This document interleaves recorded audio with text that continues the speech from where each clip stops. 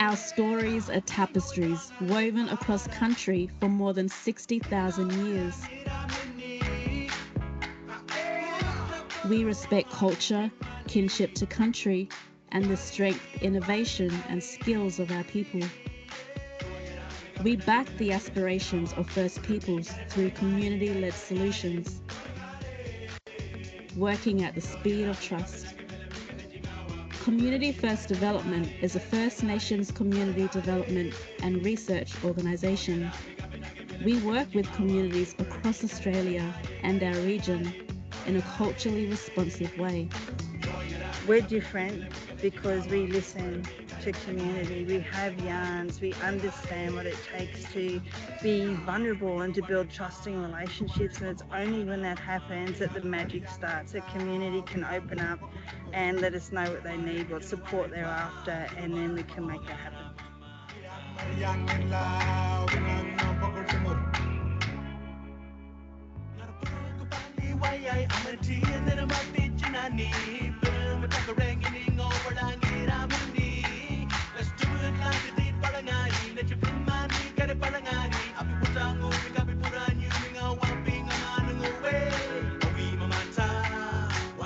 It is about the long term. It's about sustainability. Just got to be flexible. It's got to be based on what community has identified as their priority.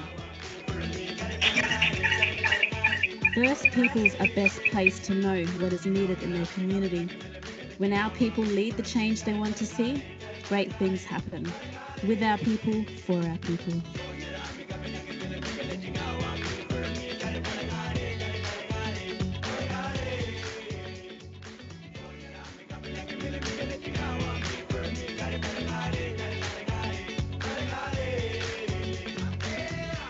Let's bring it all back. Ancient chants with the new rhythm tracks. Down on your mind, 2213. My mind, you know what this means. Bring it all back, make it clap, clap, clap. Slowly beat, well, clap, clap, clap. We connect to the stand like seeds to the sand. My mind, go on, let's dance.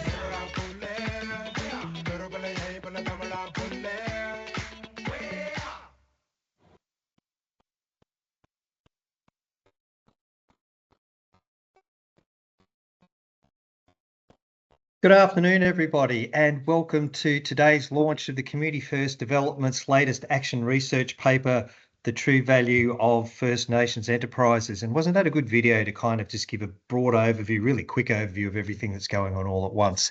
Also good to know that technology, we all eventually get on top of it, and after a little quirk, we got there in the end. But it was a good way of, I guess, kicking off today's discussion. First of all, I would like to acknowledge traditional owners as critical and important to who we are as a people, that we always acknowledge country that we're on. I myself am on Bunurong Boonwurrung country here in Naarm, Melbourne, and I would like to pay my respects to their elders past and present, but also on behalf of everybody on the line today, to pay respect to and acknowledge the traditional owners of wherever you are today right around Australia, and especially to their elders past and present. So there's a couple of housekeeping things I'll get to first. You'll notice that if you've got your mics off and comments have been turned off as well. So if you want to ask any questions, please send them through to our team after the event. And to those of you who already sent through questions, thanks for doing that. We've got time for perhaps a couple of questions towards the end.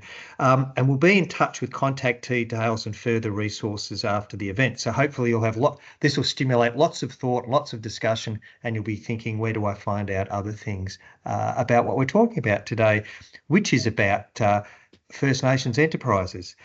So the research paper, just to give you a quick overview of the research paper. So First Nations enterprises are created to achieve a whole range of things. So there's social, cultural and economic goals. The research paper shows that the understanding of these goals and improving the way we measure the related activities, it offers a potential for really meaningful long-term benefits to Indigenous communities. Because if you don't measure what you're doing and really understand what people want to do and what the benefits they get from it, if you don't understand any of that, how do you know you're on the right course or indeed can improve on it for the future? And it's also quite critically too, and a lot of people don't know about this, but it's about what we bring to the Australian economy. Often Aboriginal people are framed more as what we don't bring as opposed to what we do bring. So not looking at it through a deficit lens, but through the things we bring to the Australian economy and I guess Australia as a whole. Keisha, would you mind bringing up the slide, please?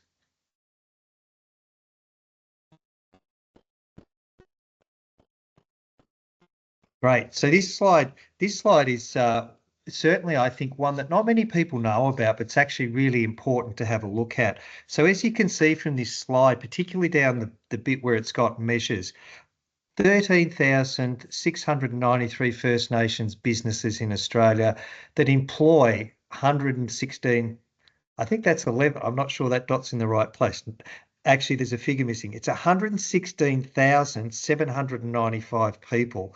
That equates to $4.2 billion in wages paid by those 13,000 businesses, but it's generating overall into the Australian economy $16.1 billion in economic activity.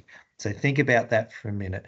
Aboriginal First Nations business is generating $16.1 billion annually into the Australian economy. That's huge, and most people don't get that.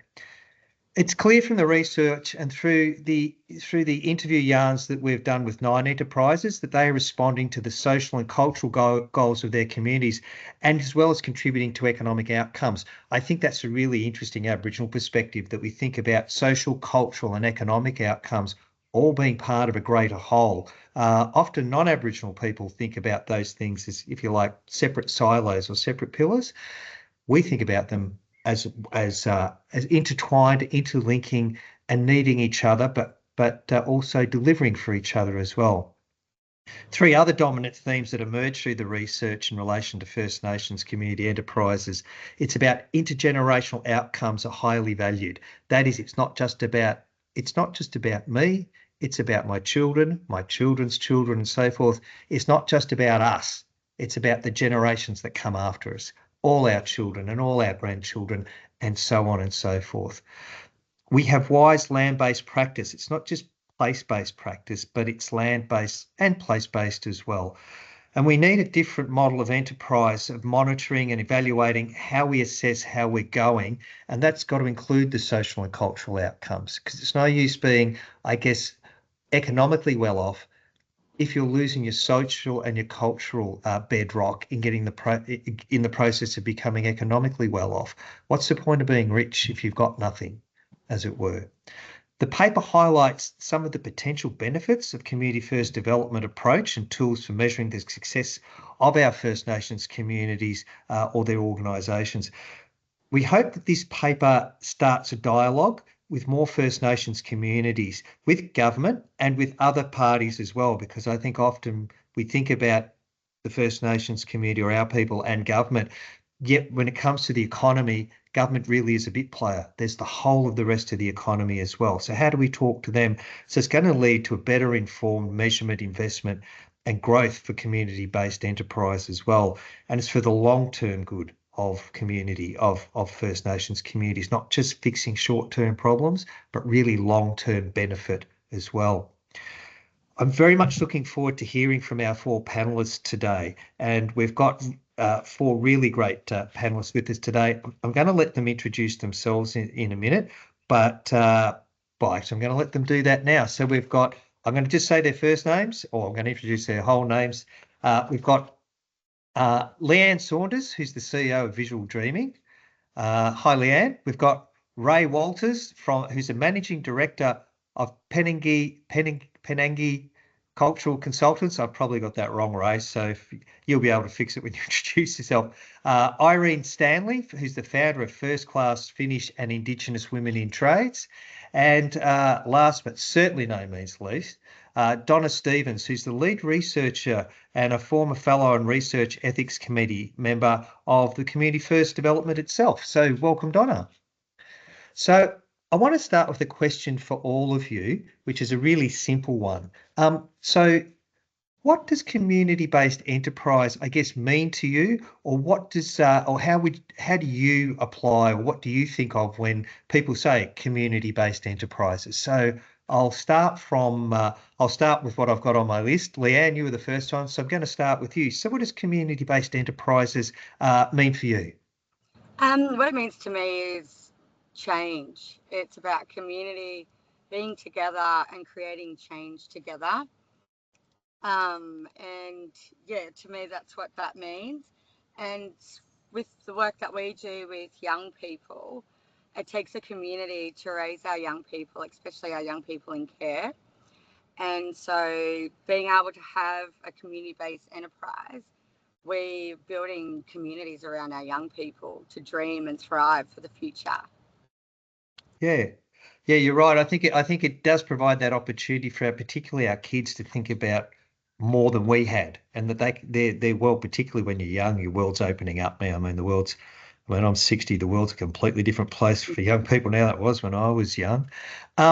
Going to you, Ray, when you think about community-based community-based enterprises, what does that mean in your thinking, or how do you interpret that just generally? Yeah, for me, it's grassroots investment. It's about community control. It's autonomy. You know, you spoke earlier about intergenerational investment. You know, community talk about that quite a lot. It's young people understanding the purpose of education, whether it's in a cultural space and Western space. It's about investing in their aspirations and gifts. So yeah, when I look at that, you know, what is the grassroots investment? It's them understanding also governance. Yeah, so a lot of it is around that grassroots investment and development, and people wanting to live and prosper on country. You know, we don't. I think we're starting to create these like super hubs and trying to get people to migrate and assimilate in. But, you know, people want to live on homelands. They want to ensure that there's true structures of building prosperity, and that includes our culture. So, yeah, that's what it means for me. And that's a lot of our work. We got this motto, we push for the bush. So, you know, a lot of our work is based on making sure that communities can thrive as well. Yeah, I think that's really important, Ray. A lot of the time people think about, when they think of the economy and they think of economics, they generally think of cities. But your point about this has to happen where people are, in the places that mean the most to them, which is country, where they're from, where they feel they belong. And for us, it's all over the Australian continent, you know. So I think that's a critically important thing for people to remember. This has got to happen where people are, not expecting them to move simply for economic reasons. If we can do it on country, that's incredibly important. Irene, I'd be interested in your take on it, particularly as obviously a lot of what you do is particularly Indigenous women in trades, but I'd be particularly interested in you, Irene, around what your take on this is as well, on community-based enterprise. So for me, I feel like it's about creating more opportunity, especially in those male-dominated industries. We're talking like construction, mining.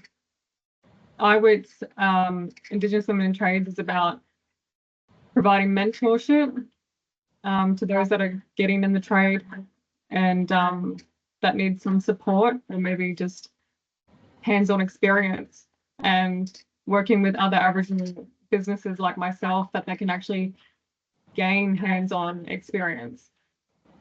Yeah, that's right. Giving people the opportunity to get that hands-on experience, because often you do see there is this thing that says we are the most overqualified or overtrained people in Australia, because, you know, everybody's been through, I don't know how many TAFE courses, but that thing about being able to apply it and get that hands-on experience, I'm sure we all remember our first job, which was often where you get your first experience. For me, I can tell you it was about what not to do, not what to do.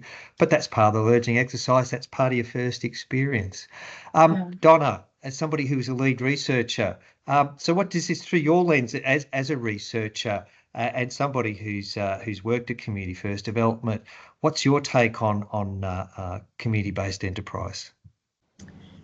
Yeah, well, first I have to agree with everything that's been said so far, and I will talk a little bit more about some of the findings later when it's my turn. But I think it comes back to First Nations strength, First Nations sustainability. It's about meeting either perceived or real gaps, and I think we can almost remove the notion of perceived gaps when you have a look at community-based enterprises, and particularly First Nations community-based enterprises. They are the biggest employers, as you kind of mentioned, Ian, of First Nations people, and there's a real reason for that. Which comes out in, the purpose and the kinds of activities that they're doing, but also that provision of a really safe space for people to be themselves. That's really important, because that really comes back to the values and beliefs and that shared values and beliefs around why community-based enterprises start, develop, continue and grow. So I think those are some of the things that I would add to the conversation. Yeah. So you're absolutely right. It is about that bigger understanding of who we are, but also that bigger expression, and it also uncovers, one good thing about research, it tells us what there is to know, but also tells us what we don't know. And in fact, where there are gaps in our knowledge and where we need to do more work around, to be honest, to find out what's going on, how we can actually use it. Now, one thing I was neglectful in doing, and it was entirely my fault, is I didn't get you to actually briefly introduce yourselves. And I think actually doing that in your role, but also what your CEO, managing director, founder, or lead researcher in, for example, would be actually, these are all good examples of what different enterprises or different ways of doing business are about. So Leanne, I'm going to go to you first. So CEO of Visual Dreaming, what's Visual Dreaming do? Yeah, so Visual Dreaming actually started from a personal loss of my young cousin with mental health. And so I had a mental health background, and I wanted to do something different for our young people, so they didn't feel like that was this, that's what they needed to do. And our young people are feeling really disconnected, and especially our young people in care and in custody. So we had been working on an app, and I just want to acknowledge Ruth Gilbert from Community First Development. We wouldn't be here today without her, but I don't kind of like to look at myself as a CEO, because we're all kind of just equal within our team. But we have a youth hub, so we were able to get funding to have a youth hub, and in our youth hub we pick kids up from school, we bring them in, we have dinner, we run Wiradjuri language, cultural dance, arts, identity, sports, cooking, capacity building. But the beautiful thing we have each night is we have elders come in, and they're a part of our hub. So we're a family, we're not a service as such. We treat the kids like family. We celebrate birthdays, we go to their sporting events, and just raise our young people like as a part of a community. So that's us, and we have many challenges as young kids, but we're strengths-based. We never look at problems or what's going on in your world. It's all about what are your dreams and what are you passionate about. And we got the next Prime Minister and Nico Hines, and they got big dreams, and we will help them achieve that. And that sounds really good, particularly the strengths-based approach, because often, particularly with younger people, it's about what's good about being Aboriginal, not what's bad about being Aboriginal, and building on that strength stuff. That's a really good approach. Ray, I'm really interested in what Penanki Cultural Consultants, how you're going, what's your business mostly focus on as a community-focused enterprise? Yeah, so it's sorry, Ian, it's Pranang. Pranang. Yeah, Pranang Cultural Consultants, all good. Yep. So Pranang is my skin name, so it's part of our kinship systems here in the Central region.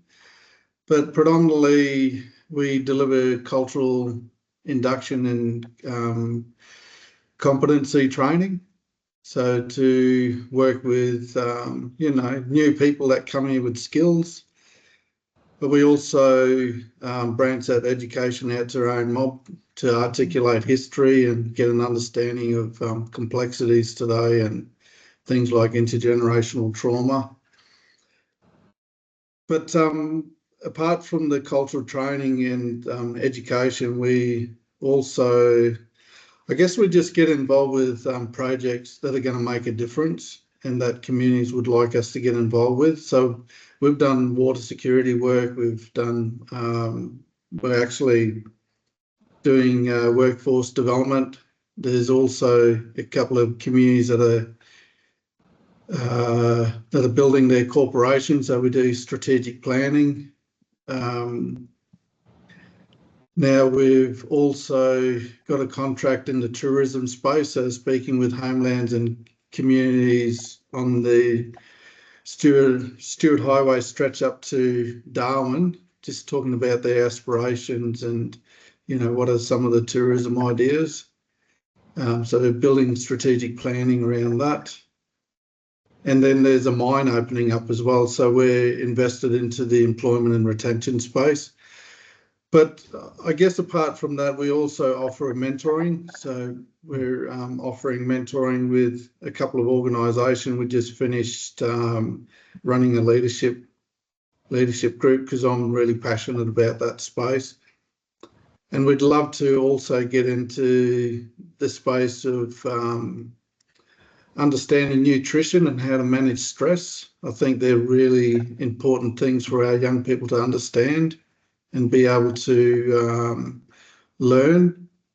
But anything in regards to investing in community and grassroots and helping them to, while contributing in the space of community control, autonomy, the things I spoke about before, understanding the purpose of education, how that can really help you prosper. That's kind of our space. Because, I guess the rest of the nation has seen the spotlight that sits over the Central region over the last couple of years and even more than that. But look, I'm one of those people that don't mind standing on the front line and calling out, other services and keeping them accountable too, and not just blaming our people for the, all the issues that are arising in our community. But hey, you're funded also to provide a service, whether you're, Aboriginal or non-Indigenous services. We all have to chip in and be held accountable and do work together. So we kind of go from holding accountability, but also building relationships. So a bit of everything, I suppose. Yeah, it actually sounded like you cover your Penang covers a wide range of services there. I mean, it wasn't just cultural consultancy; it's a whole range of other things as well, which is really quite a suite of things. I mean, you had education in there, you had towns looking at their aspirations, you had tourism enterprises. That's a whole bunch of stuff. So we must catch up and have a conversation one time to have a look at a whole range of stuff, because all that stuff interests me. I'm one of those people who just likes anything and everything. So that's really cool, particularly in somewhere like Central Australia as well. That's got its own, it's got challenges over and above certainly what major urban centres have as well.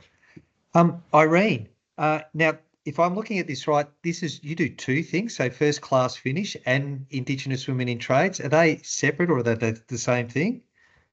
Well, they sort of go hand in hand. Right. So iWork came about because I was taking on young women to get hands-on experience within painting and decorating the trade, and that's probably one of the most easiest trades that anyone could pick up. So that's how that sort of started. But I am a painter by trade. So I've been doing it for 24 years now. thanks to my dad, because he's a painter. And yeah, so we've been doing that for a long time, but Indigenous Women in Trades is just a platform at the moment. It's in its startup phase. So very early days for us, but the goal and the mission around Indigenous Women in Trades is to increase that representation. Yeah, I think that's really important, actually. One of the things which is incredibly important for us is going to places in the economy where people don't think Aboriginal people are, or Aboriginal women are, in this case in trades. Often we get put in these kind of boxes, if you like. This is all Aboriginal people do, is here or here. But certainly Aboriginal women across the full spectrum of the economy, and particularly in trades, I think that is certainly a really good opportunity when, and picking up what you said before, Eric, about the bush.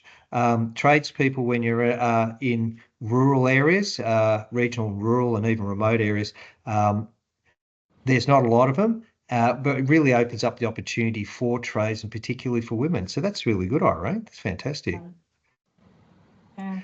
Yeah. Donna, as a researcher, so tell us about your research background, or what led you to be a researcher and where you're researching now. Sure.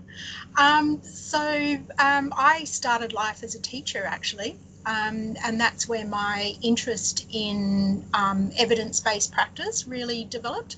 I spent 16 years working as an educator in a classroom, and then another 10 years after that working in the higher ed sector in tertiary education, which really kind of led me to focusing on research and evaluation, starting off with educational research and then really expanding that through to,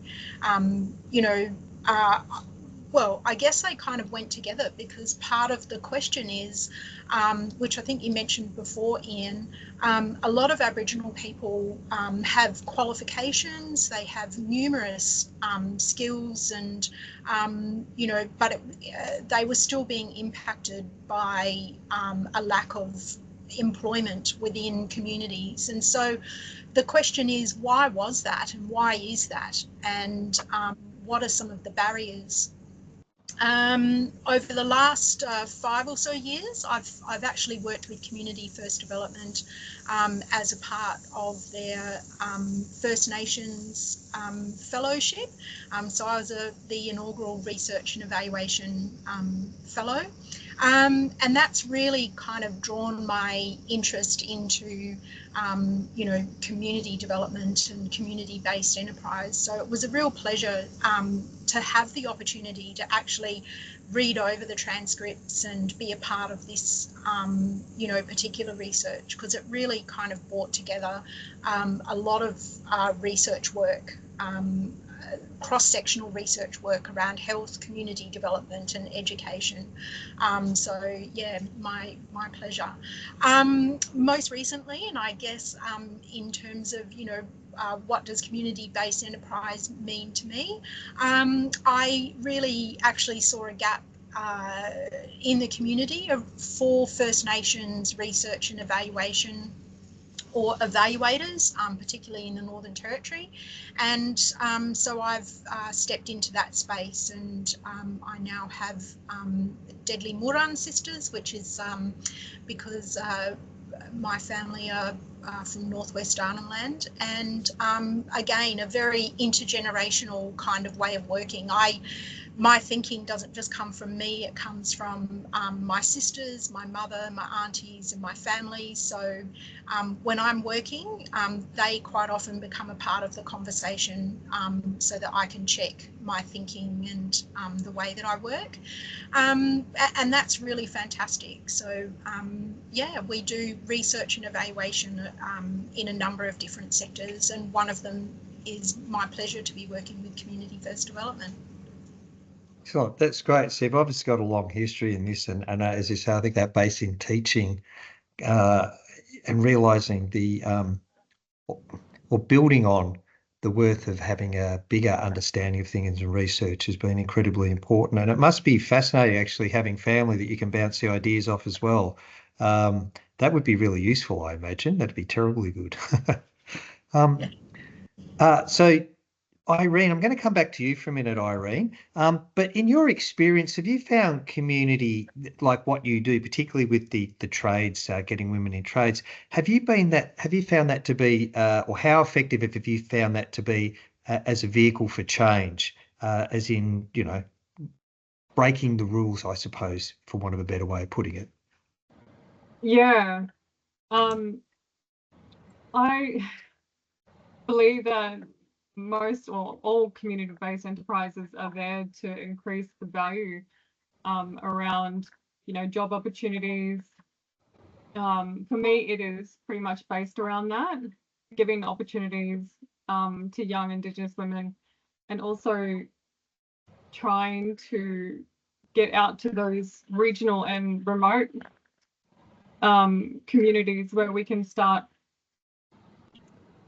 passing on that knowledge and engaging, providing pathways essentially.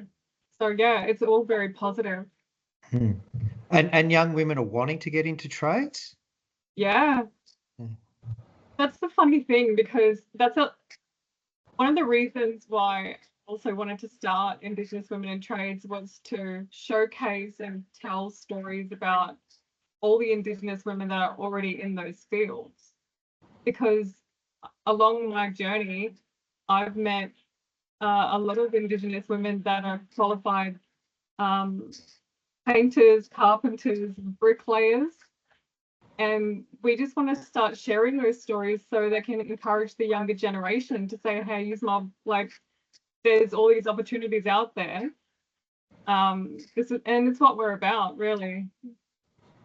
Yeah. And have you found, because you're doing this and driving it, I guess, that thing about having to almost step up to kind of lead the discussion around this? How have you found that? Given that you're a painter by trade, it's probably not the natural thing to try and drive this if you're on the tools being a painter. Have you found dealing with that, or the necessity to lead this discussion? Yeah, I think now it's a lot easier, because people know that it's a pathway. There's a lot more light around women in industry, but it's about also getting out to those communities and showing these young women that you can do it too, I was trying to do that a fair bit in Alice, but I've had some personal things come up, and now I'm moved to Queensland full time. But I will eventually get there, where we'll go back out to those communities and start doing programs. Yeah, that's good. That's excellent. Ray, community enterprise, and I think the breadth of the stuff that you do, obviously with your consultancy, is a good demonstration of this.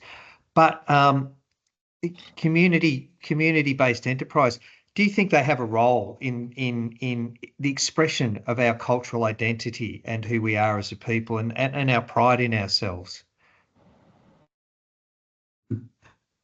Yeah, that's a good question.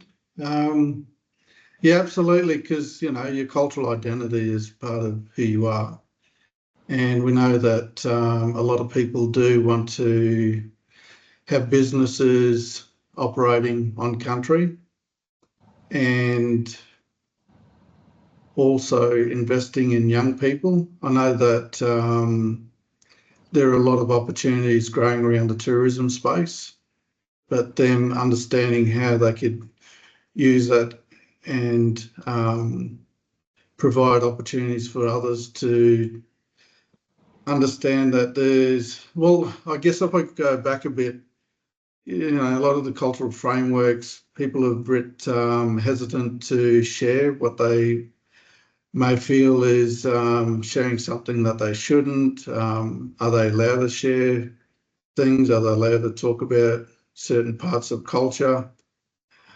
I think it's all people understanding that there are a lot of stereotypes, and it's about challenging some of those stereotypes. I mean, Irene's talking about, young women being in the in the construction space. I think that's really healthy and that's really important.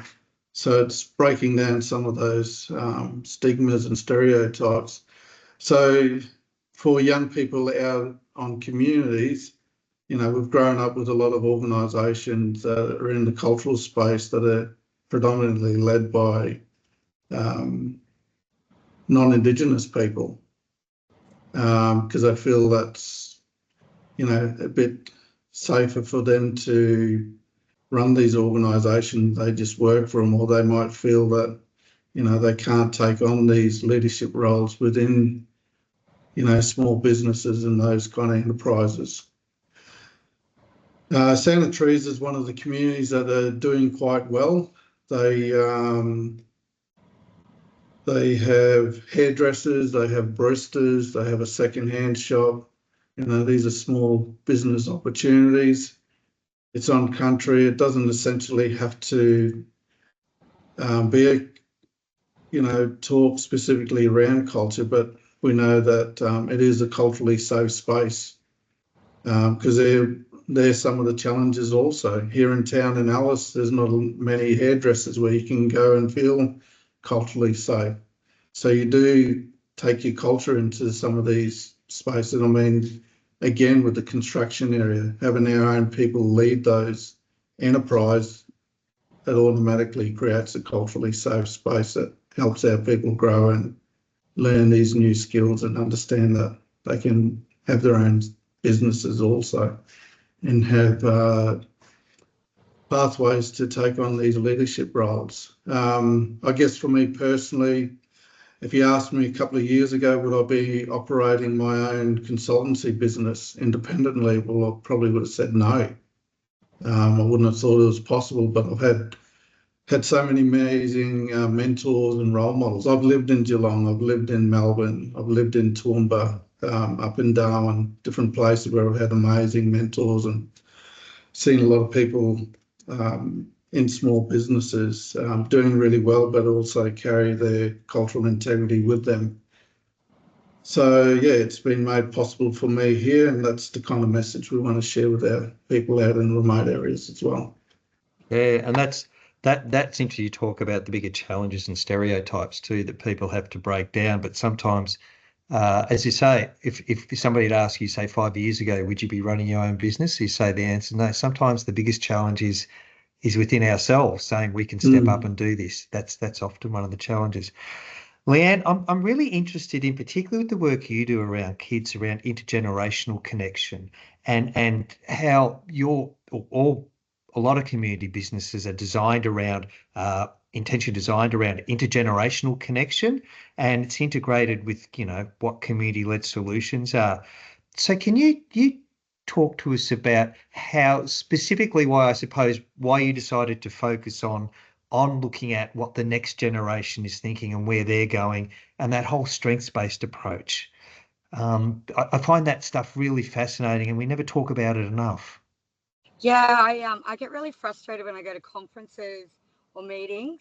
I can be a bit boisterous for our young people, where it's about our kids aren't engaging. We've got this statistic and this problem and that problem, and I often speak up and say, hang on a second, our kids aren't the problem. The system is the problem.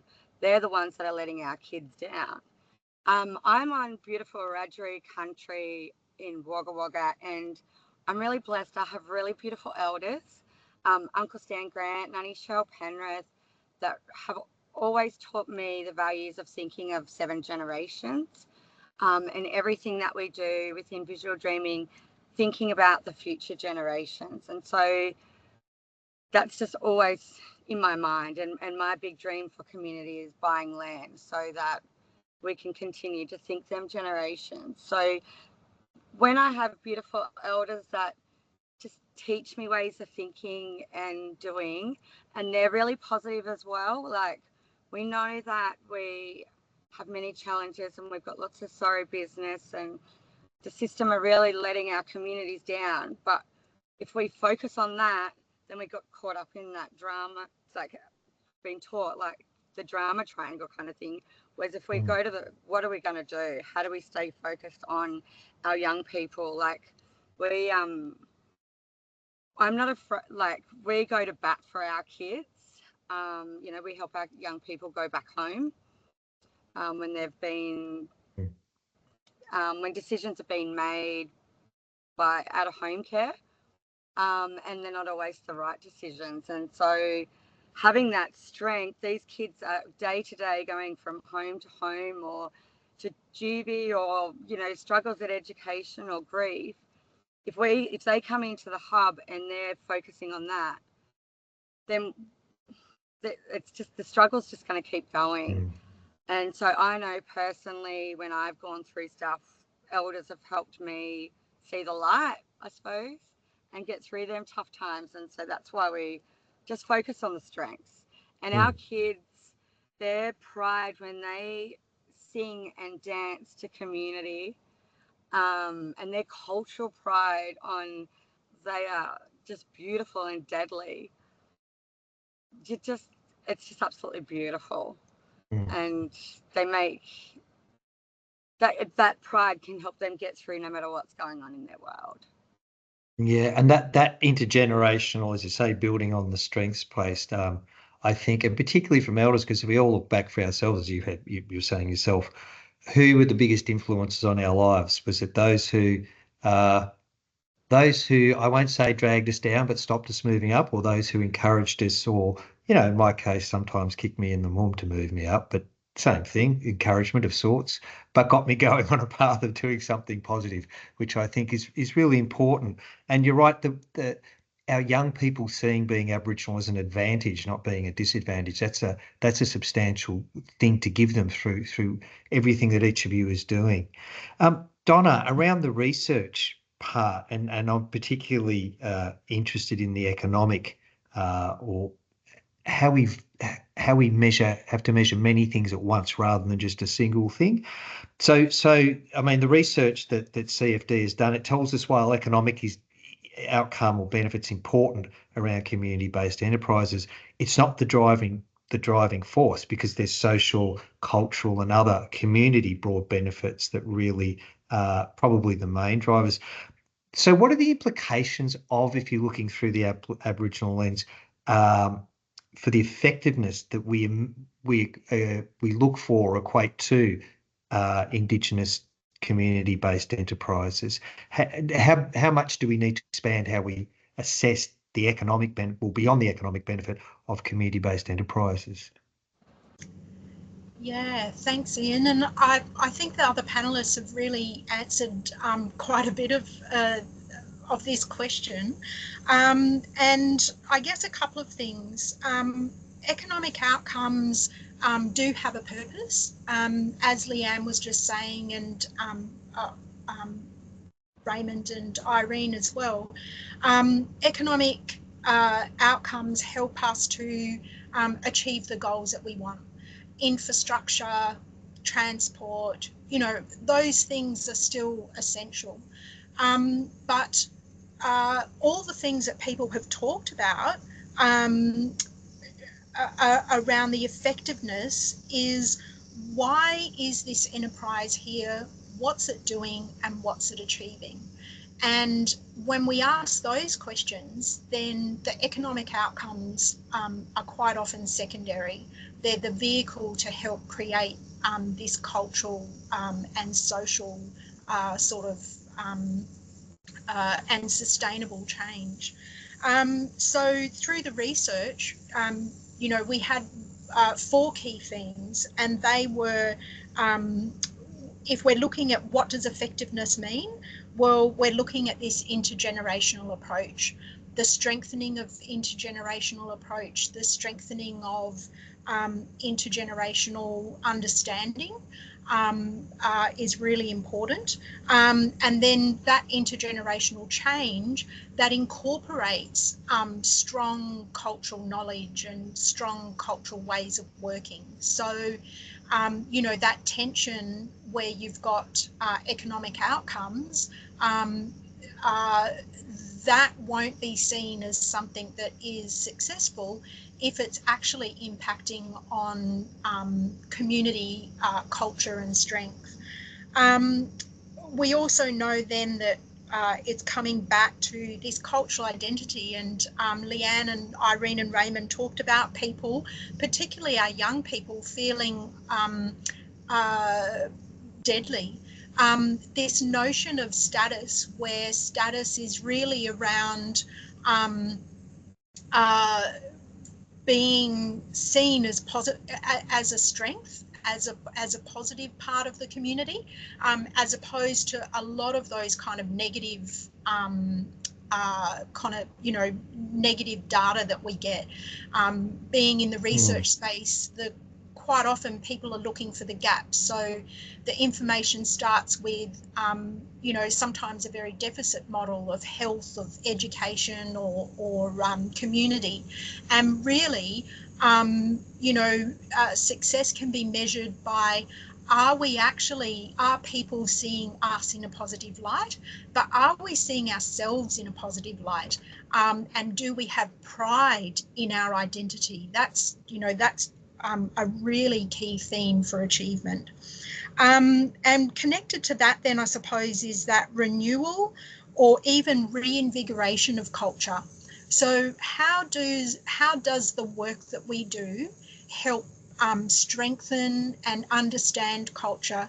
And for a lot of people, either being displaced or moving to different locations, that connection to culture is really important. So where community-based enterprise can help people strengthen their knowledge and understanding and reinvigorate cultural practice, which is, I guess, why everybody's really been talking about, we're not in this business by ourselves. We've got family, we've got elders, we've got community that we call on. Those are really important, and you might not find those in other types of enterprises that are working. And then the last kind of section that we really found about what's really important when we're looking at effectiveness comes back to those effective relationships. Quite often when you're in community, you might have multiple cultures within that community. Aboriginal people are not a homogenous group. We're very diverse. So, I live on Larrakia country, and there are things that are similar to the way that we might work from my own culture, but there are also differences as to the way that we work. So bringing together community where you might have diverse First Nations cultures working together or living together, that's really important, that relationship building. And even when you don't have that, where you've got different clan groups, the relationships internally within community around those clan groups, are we listening deeply to each other? Is it actually improving the cohesion of our community? That's really important. And then I guess the other part then is a measure of success is how we're managing those other kinds of relationships, and they are with different organisations, government, and the multitude of organisations that we quite often find in communities as well. So the strength of those are really where we're kind of looking at how do we measure beyond economic outcomes. Those are some of the 4 key themes really that we've found through this research. The research informs us of all that stuff and really draws it out. So I've kind of got a question that's a bit aligned to all that, but it's for each of you. But I'm really interested when people step outside the normal, go and push themselves or do stuff that others haven't. Because if I look around it, Ray, it would have been easy for you to stay on somebody else's payroll, and Irene, it would have been easy for you just to be a painter and not do anything of the women's in trades. And Irene, the work you do it would have been, kids is really hard to work with. So, it would have been easy not to.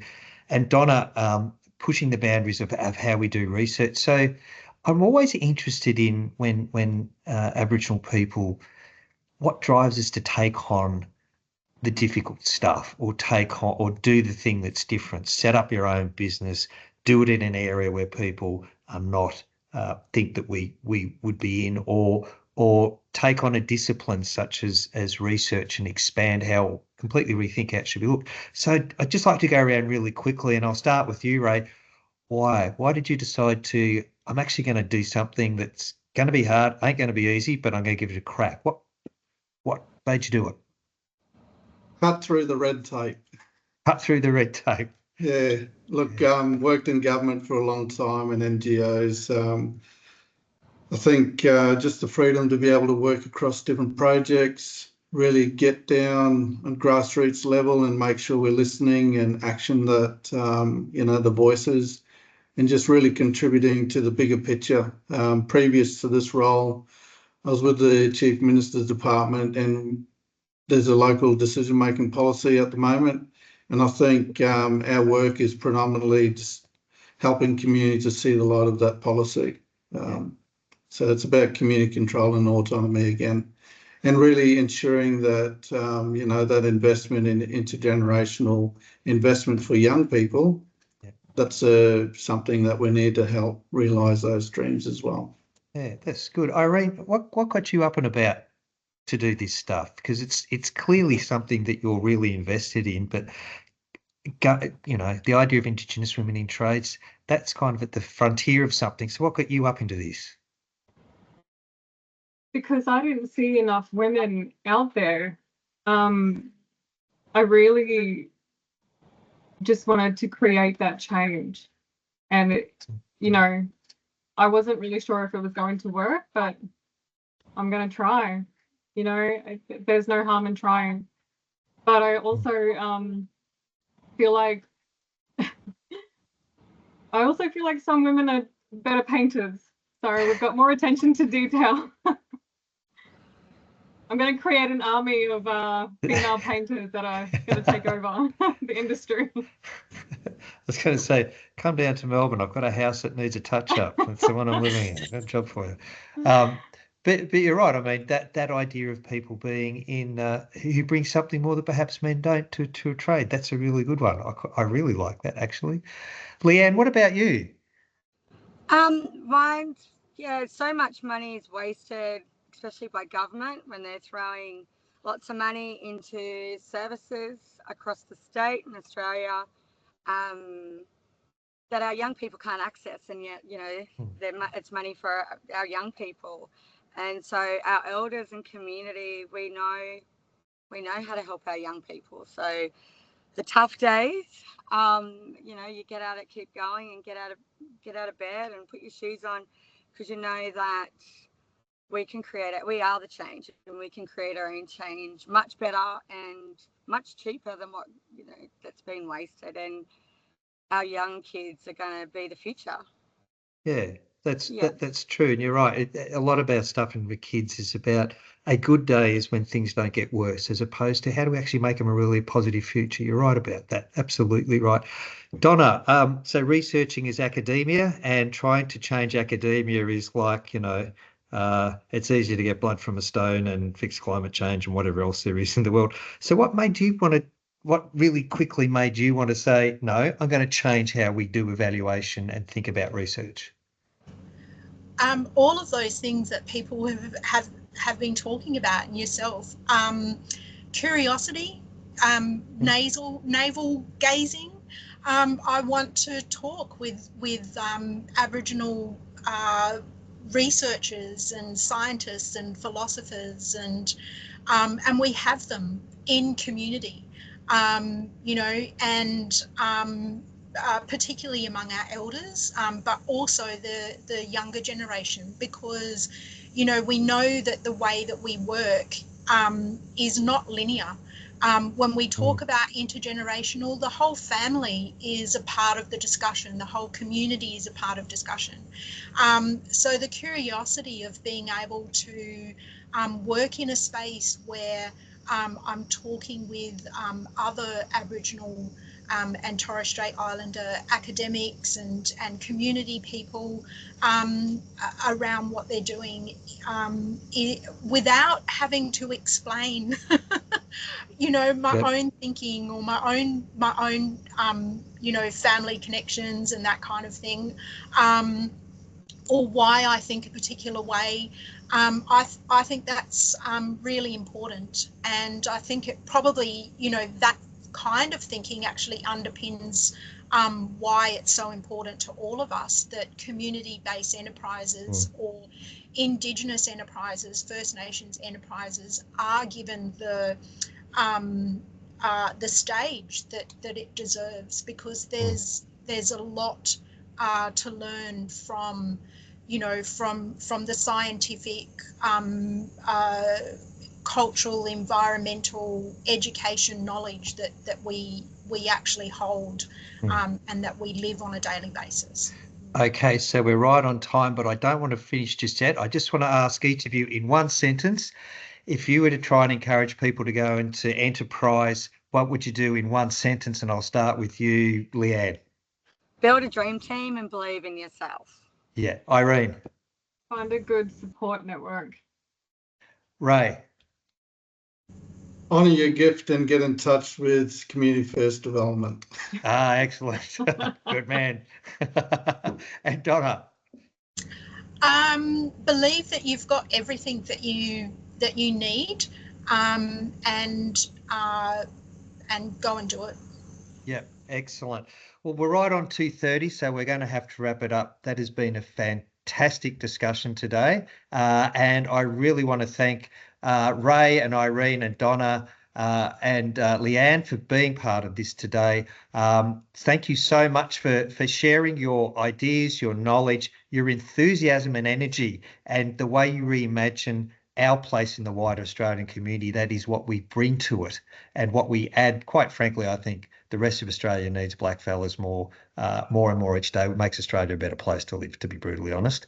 And the energy that you bring to that, I think, is fantastic. So thank you so much for that today. Thank you, everyone, for joining us. I hope you've got something out of it. And as I said before, you've got any questions, queries, interests, follow it through with Community First Development, and our people will get back to you. My name's Ian Ham. I'm a Yorta Yorta man, and I do stuff with Community First Development too. And as Ray said, get in touch. We'd love to hear from you. So thanks, everyone. Goodbye.